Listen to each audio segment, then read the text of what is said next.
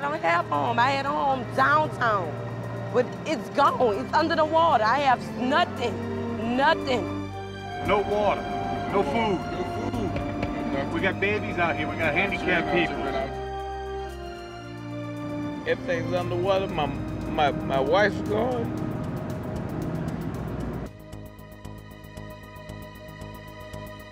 I think everyone is just stunned when you see the coverage. It was absolutely heartbreaking, and you just look and you think, what can I do?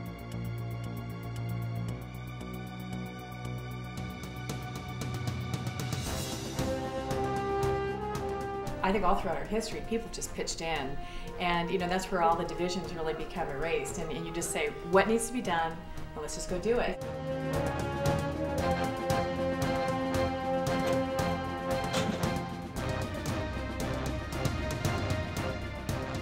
After Hurricane Katrina hit New Orleans, so many people evacuated to Texas. Dallas and Houston were all over the news, but the 30,000 people who were in San Antonio weren't getting covered. At the same time, Victoria was talking to her parents who were volunteering down in San Antonio shelters, and they were telling her about the need. And Victoria's the type of person that when she hears about a need, she says, we've got to do something, and we got to do it now. So Victoria called all of us up and said, okay, let's do it. Oh, this ain't moving.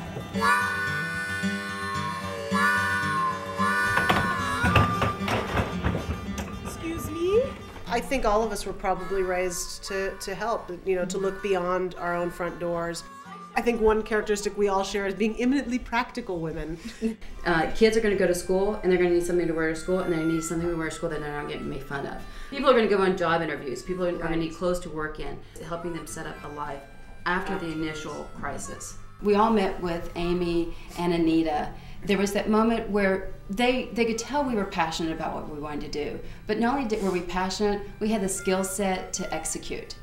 We're in the big leagues now. These people don't mess around. They get things done, and we're going to be held accountable for getting this done.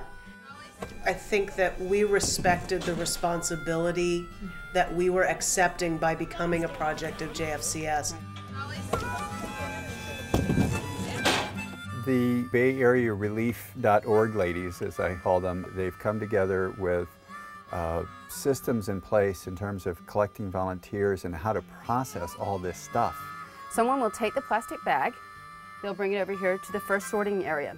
This area, they'll make sure that everything is clean, it's usable, and we don't want to insult them by sending something that maybe has a huge stain or a hole. So we want to make sure that everything that's sent is really good.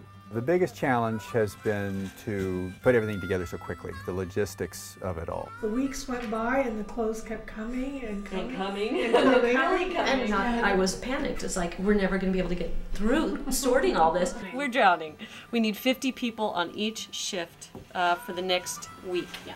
So as I'm driving home, Despair. I see this guy in front of the church, and I've got Dobby in the back seat, and I basically pull in, and I saw him, he's in cargo shorts taking out the garbage. She asked me if I was affiliated with the church. I said, I'm the pastor. She expressed a need, and as soon as she did that, I mean, it jumped in my heart that our church could do something. And I stood before the congregation on Sunday, and I said, we have to practically use our faith now. And we became the hands and feet of our faith. We had the Buddhists, Sherpas, standing next to evangelical Christians, standing next to the Hindus, to the Catholics, to the Jews. It was so amazing to see the community spirit that people have. That is the innate goodness. Proverbs says, without vision, people perish. People need something to work on. They need something to put their hands to. We had fantastic volunteers come in, over 400 altogether. And they were repeat offenders. They kept coming back and help. A gentleman who had just come from Nicaragua, he showed up 2 weeks prior. It's his first time in the United States. He wanted to give clothes, but he only had 1 suitcase. And he said he needed all the clothes he had in order to be here in the United States, and so he couldn't really afford to give any of his clothes away. But he brought over a $20 bill, and he says, I have $100, and here's $20 out of my $100. And I want someone who really, really, really needs this to have it. So in the last box that goes out, we have that $20 bill. We're going to fold it and we're going to put it in someone's pocket with that story, because it'll go to the right person. I'm going to cry just. I couldn't believe it. It's amazing sort of how far it had spread. There were a lot of corporate donations. We had a lot of corporate shirts and things also. And a lot of brand new things.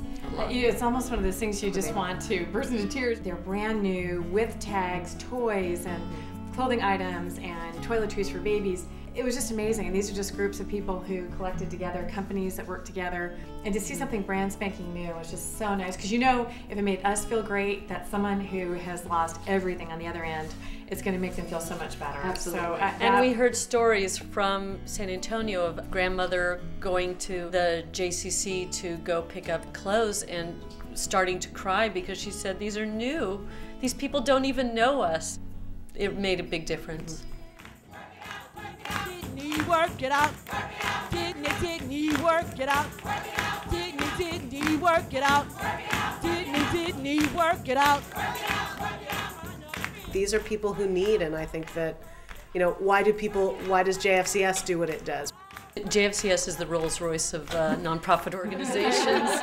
They are the Rolls-Royce because they are the finest organization established that we could have ever found. We were just stunned at the level of organization and abilities that were offered. We shipped over 2,200 boxes.